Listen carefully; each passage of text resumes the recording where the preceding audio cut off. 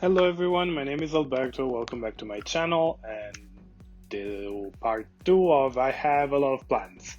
So I decided to try my hand at making one of those hanging macrame plant hanger thingies. I got this macrame cord off Amazon.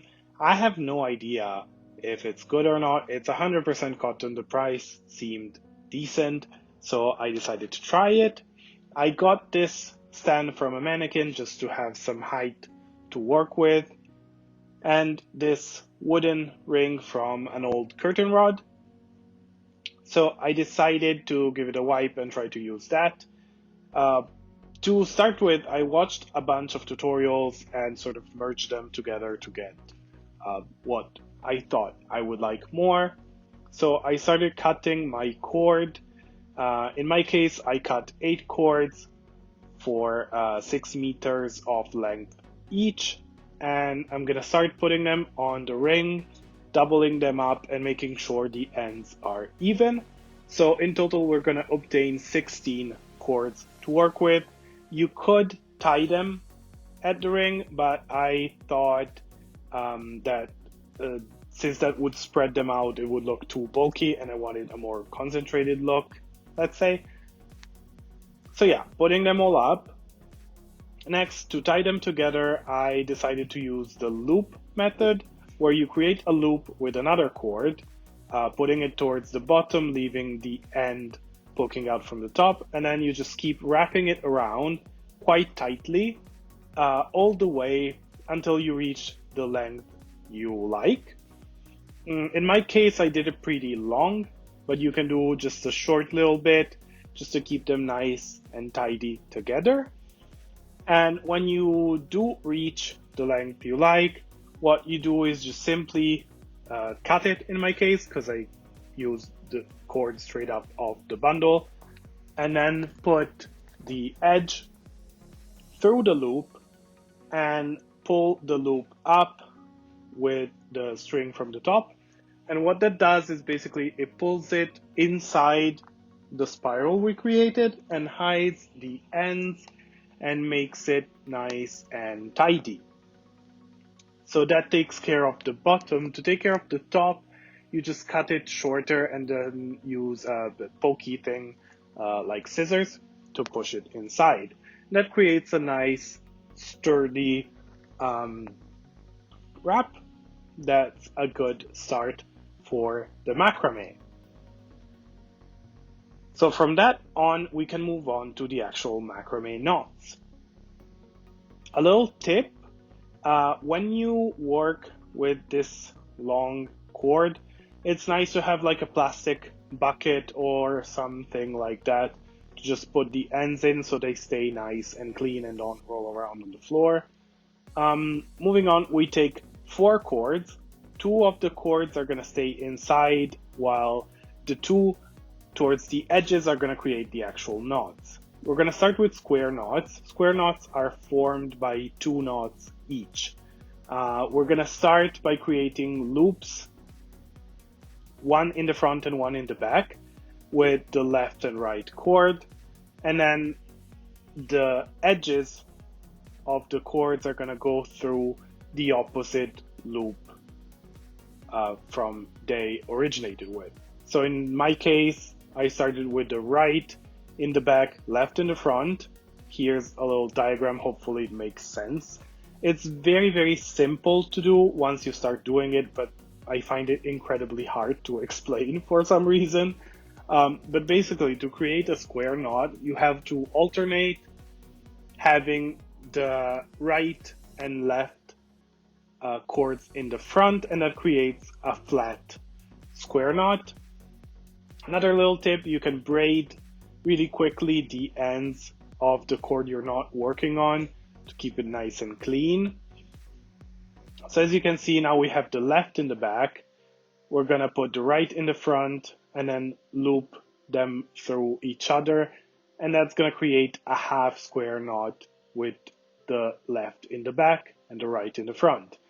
If we alternate them, so after that we do right in the back, left in the front, we create a flat square knot. However, for the next part, I'm not going to alternate them. I'm just going to do one of the two over and over again. What that does is it creates a spiral going to one or the other direction, and that's a half square knot. So I'm not exactly giving you a straight up number of knots because, again, I just done what was um, felt right to me in that moment because, again, I need quite a long cord because I want to put it on the ceiling, so it needs to have some space. But I do encourage you to play around with the different knots because you can alternate them in so many ways and obtain so many different patterns. For example, I did a little bit of square knot at the top, then a long spiral, and then I went back into square knots because uh, towards the bottom we're going to have the actual basket bit, and I want them to be nice and straight. And I thought the spiral would be too much and look confusing, but it would be cool maybe to have an alternating spiral bit that's a bit short, alternated with short square knots. So you get a very um, organic look.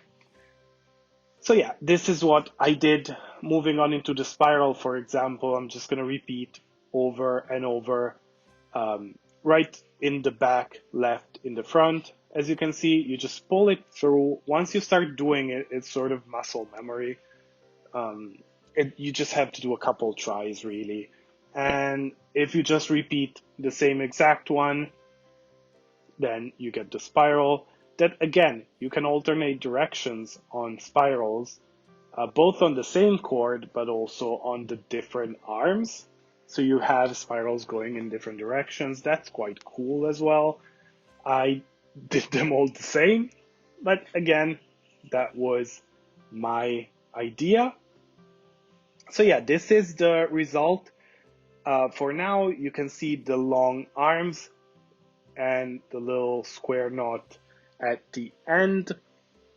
So you can see it's all different textures and looks. And now we'll have to move into the actual basket bit. The first thing you'll have to do is basically join the arms together. So we're going to take two cords from each arm, adjacent arms, and tie them together with square knots. Again, same thing.